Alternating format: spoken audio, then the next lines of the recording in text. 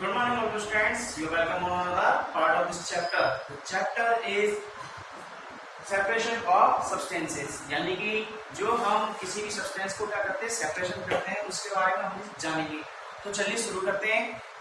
इसके अंदर हम डिस्कस करेंगे सेपरेशन मेथड्स. सेपरेशन मेथड्स क्या होते हैं कि भाई किस तरीके से किसी भी सब्सटेंस को उसमें से अलग किया जाता है. लाइक जैसे कि हम क्रॉप्स को उगाते हैं, तो क्रॉप्स को उगाते हैं तो उनकी क्रॉप को बाद में जब वो मैच्योर हो जाती है तो उनको क्या करते हैं, हार्वेस्ट करते हैं. फिर उनकी क्या की जाती है, थ्रेसिंग की जाती है. तो थ्रेसिंग क्या होती है, आपकी एक सेपरेशन मेथड होता है जिसमें आप भूसे से दाने को क्या करते हैं, अलग करते हैं. ओके, इसी टाइप से आपके काफी सारे लोग आप घरों में वेजिटेबल्स वगैरह होते हो, ओके, उनको क्या करते हो, आप काटते हो, उनको अलग करते हो. यानी कि जब आपके मटर होती है, पी होती है, उसमें से आप क्या करते हो, उनके दानों को अलग करते हो और उसको अलग छिलके को अलग कर देते हो. तो ये भी क्या होता है, सेपरेशन मेथड होता है.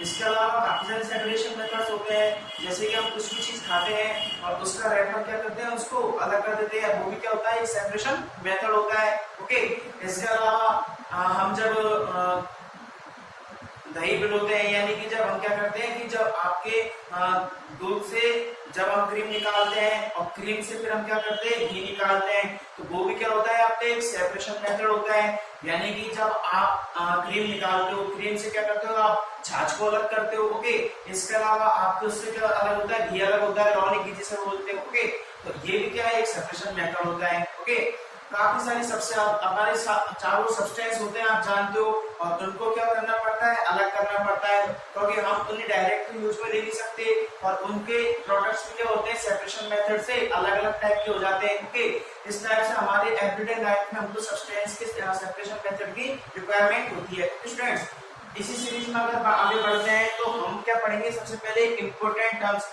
भाई सबसे पहले हमको क्या आना चाहिए, उस चैप्टर की इंपोर्टेंट टर्म्स, कि उसकी इंपोर्टेंट टर्म्स क्या है. क्यों, क्योंकि ये चीजें क्या है कि आगे जाकर के, अभी अगर आप पढ़ोगे तो आगे जाकर के ये डेफिनेशन की हमको पढ़ने की जरूरत नहीं पड़ेगी. क्यों, क्योंकि आगे डायरेक्ट इनके नेम आ जाएंगे.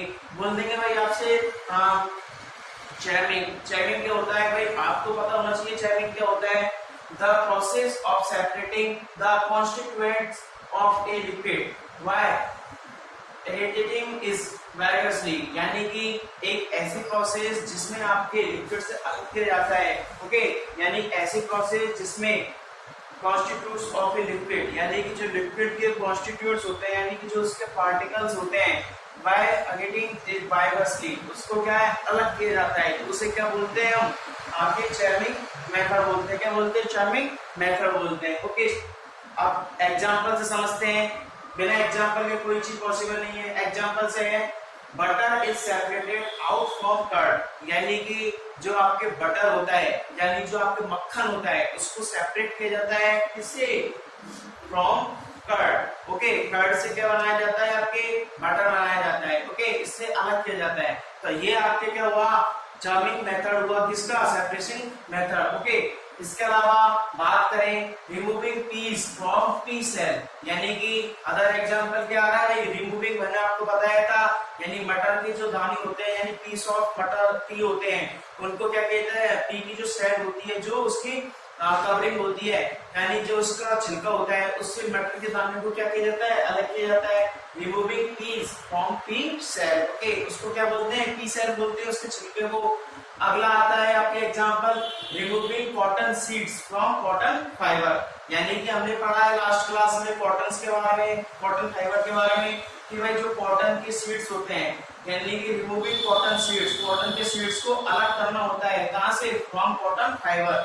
यानी कि कॉटन के फाइबर में से कॉटन के सीड्स को क्या करना, अलग करना. ये भी आपके क्या होता है, एक सेपरेटिंग मेथड होता है, और इसको हम क्या बोलते हैं, चैमिंग बोलते हैं. ओके, नेक्स्ट आपका अगला एग्जांपल आता है सेपरेटिंग टी लीव्स.